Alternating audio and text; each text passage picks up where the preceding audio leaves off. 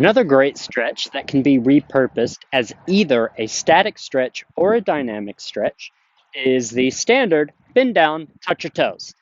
So I'm sure we all know the bend down, touch your toes, stretch out our hamstrings, right?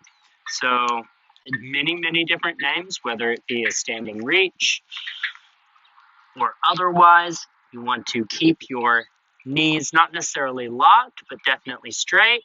You want to try not to bounce, and you want to keep your legs in general as straight as possible so that the bend happens almost completely at your hip. You just want to let your hands hang and then slowly start to stretch forward. Now, in order for this to function as a static stretch, you'll need to hold this stretch for a period of time. Most research shows that 30 seconds is pretty much the safe space as well as the most functionally significant space and time frame to hold. Anything more shows diminished returns, and anything less doesn't show much. Now, in order for this to be a dynamic stretch, you'll want to go down into your starting position, just like we did, and where you would normally hold it, you'll want to have a controlled rise back upward, keeping your core, your back tight, all the way up. And some of you may recognize this as another exercise that you've done at the gym or seen others perform.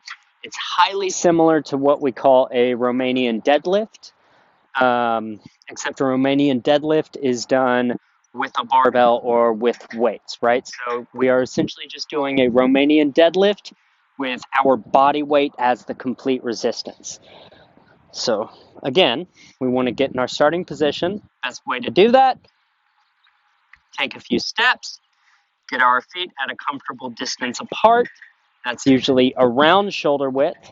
Slowly allow our bodies to go down in a controlled motion. Good. Get to our terminal length. Hold it for a few beats or a couple seconds just to be sure our bodies are feeling that stretch.